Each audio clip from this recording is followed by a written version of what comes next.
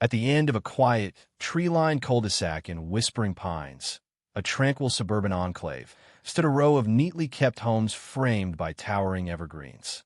A polished sign at the entrance proudly declared, Whispering Pines Homeowners Association, a subtle nod to the diligent oversight that kept the neighborhood pristine trimmed lawns, matching mailboxes, and a peaceful hum that rarely broke into chaos. For most residents, the predictability was a comfort, a buffer against the unpredictability of the world beyond. But beneath the surface of this orderly haven, tensions simmered, waiting for the right spark to ignite.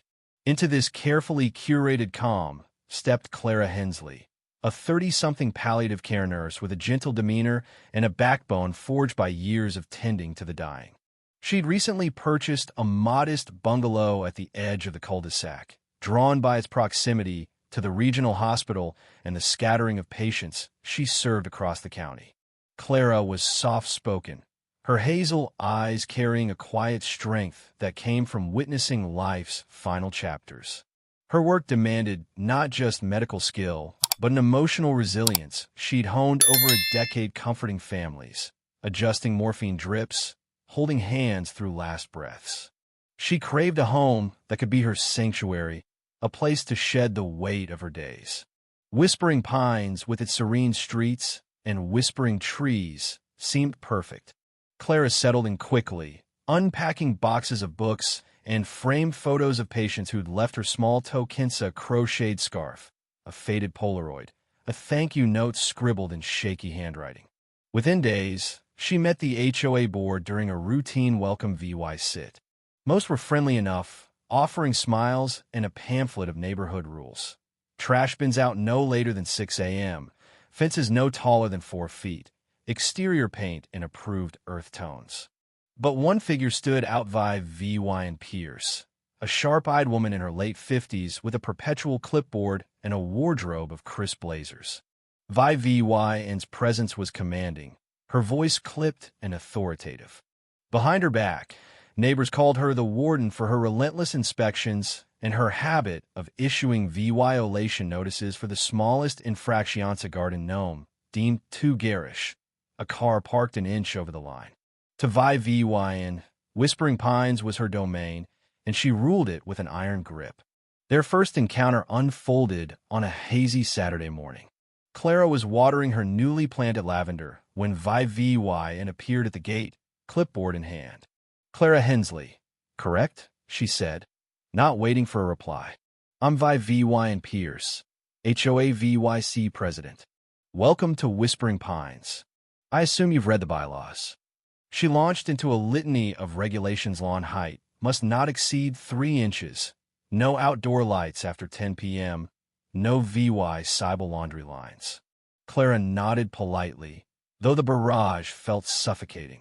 Vivian's gaze lingered on her, assessing, as if sizing up how easily this newcomer could be molded. I'm sure you'll fit right in. Clara murmured a thank you, but as Vivian strode away, she felt a prickle of unease. There was something predatory in that stare. Clara's days soon fell into a rhythm dictated by her job. She'd leave at dawn, her hatchback loaded with medical bags, and return late, often after dark, her shoulders slumped from exhaustion. She cited hospice centers, sat by bedsides in dim-lit homes, and coordinated with families gating grief. On her porch, she'd jot notes, medication adjustments, a patient's whispered wish, a call to a funeral home. Her solitude was deliberate. The emotional toll of her work left little room for small talk or HOA barbecues. She'd wave to neighbors, but kept to herself, recharging in the quiet of her bungalow. Vivian, however, took notice. From her perch across the street, she watched Clara's comings and goings with growing curiosity.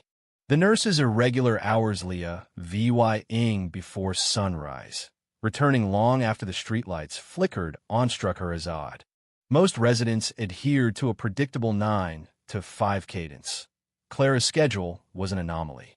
Vivian began peering through her blinds, noting the times Clara's car rolled in, the faint glow of her porch light as she scribbled in a notebook.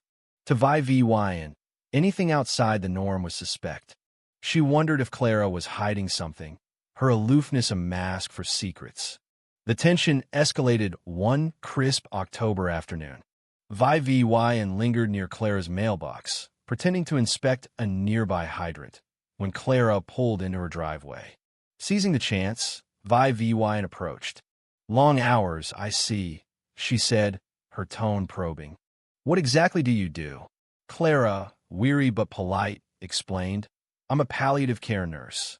I help terminally ill patients and their families through end-of-life care." Vivian's eyebrows arched, her lips pursing. Interesting. We've got some elderly folks here. I suppose that could be useful." Her words carried an edge, as if she doubted the explanation. Clara offered a tired smile and excused herself, but Vivian's scrutiny left a sour taste. She sensed judgment brewing. Clara's work often blurred the lines between life and death. She'd sit with a widow as she clutched her husband's hand, administer pain relief to a cancer patient too weak to speak, or deliver a basket of cookies from a grateful family to a hospice office. Sometimes she brought home small items, handmade quilts, a box of letters, a child's drawing gift from families she'd pass along or donate. To Clara, these were tokens of connection, reminders of the lives she'd touched. But to Vivian, they became fuel for suspicion. One evening, Vivian spotted Clara unloading a small wooden box from her trunk. It was a keepsake chest from a patient's daughter, filled with thank-you notes for the hospice staff, but Vivian's imagination ran wild. She snapped a blurry photo from her window. Vivian said it was evidence of something sinister. She'd heard Clara mention her job, but in her warped VYEW, a nurse with access to dying patients could easily exploit them. What if she was pilfering jewelry, cash, or heirlooms from the vulnerable? The idea took root, baseless but intoxicating. Vivian felt a righteous thrill to protect Whispering Pines from this quiet interloper. At the next HOA coffee hour, Vivian planted the first seed. Sipping decaf with a cluster of chatty neighbors, she mused aloud. There's a new resident with an odd job. Comes and goes at all hours, carrying packages. Makes you wonder what's really going on. Eyes widened, heads tilted. Linda Grayson, a nosy retiree with a penchant for drama, leaned in. "Who?" "The nurse." Vivian nodded, her voice low. "I've seen her with boxes at night." "Suspicious, don't you think?" The rumors sprouted wings, flitting from porch to porch. By week's end, whispers painted Clara as a shadowy figure. Some said she pocketed valuables from the dying. Others claimed she lived off stolen goods. The truth, mundane and heartfelt, was lost in churn. Clara sensed a shift. Neighbors who once nodded hello now averted their eyes. A woman watering her roses turned away mid-wave. Even the mailman seemed curt. She hadn't heard the rumors, but the chill was palpable. At home, she found solace in her Rainier VYUing charts, sipping chamomile tea, gazing at the pines swaying outside her window. She had no inkling that Vivian's idle speculation had morphed into a malicious campaign. The turning point came when Ethan Caldwell, a pragmatic father of 3 who lived 2 doors down, caught wind of the gossip. His wife, Sarah, had met Clara once and found her kind, unassuming. "This doesn't add up," Ethan told Sarah over dinner. "She's a nurse, not a thief. If it's true, it's serious. If it's not, it's cruel." Sarah agreed they needed facts. Meanwhile, Vivian escalated her crusade. She cornered the HOA president, Tom Rivera, demanding an investigation into Clara's questionable conduct. "Multiple residents are concerned," she lied, brandishing her blurry photos. "She's bringing stolen goods into our neighborhood." Tom, a level-headed mechanic, balked. "Vivian, we need proof, not rumors. This isn't our jurisdiction, call the cops, if you're so sure." Undeterred, Vivian vowed to gather evidence herself. She began stalking Clara's property, lurking near the fence with her phone, filming every move. One night, she caught Clara carrying a quilted baga donation from a patient's son and crowed to Linda, "See? More loot." Her obsession grew, but the neighborhood wasn't fully calm, Vivian said. Ethan, troubled by the escalating whispers, decided to act. On a chilly Sunday morning, he knocked on Clara's door. She answered surprised, her hair in a messy bun. "Hi, I'm Ethan from down the street," he said. "Can we talk?" Sensing his sincerity, Clara invited him in. Over coffee, Ethan laid it bare. "There's a rumor you're stealing from patients. Vivian's pushing hard. I don't buy it, but I wanted to hear your side." Clara's face paled, her mug trembling in her hands. "Stealing? I'd never," her voice broke. She explained her job, the gifts, the late nights. She showed him the wooden box filled not with riches, but with letters of gratitude. Ethan listened, moved by her stories. A widower who'd given her a birdhouse he'd carved, a daughter who'd pressed a locket into her hand. "You're no thief," he said firmly. "You're a saint. I'll set this straight." Clara thanked him, tears brimming, though the betrayal stung deep. Ethan spread the word discreetly, correcting neighbors one by one. Most were relieved, some ashamed for belying the lie. But Vivian doubled down, filing an official HOA complaint accusing Clara of moral turpitude. Tom scheduled it for the next meeting, exasperated but obligated to hear her out. Clara, bolstered by Ethan and a growing circle of allies, prepared to fight back. She gathered testimonials from patients, families' glowing letters praising her compassion. An elderly widow wrote, "Clara held my hand when I lost my Tom. She's an angel." Another family sent a photo of Clara with their dying mother, smiling through tears.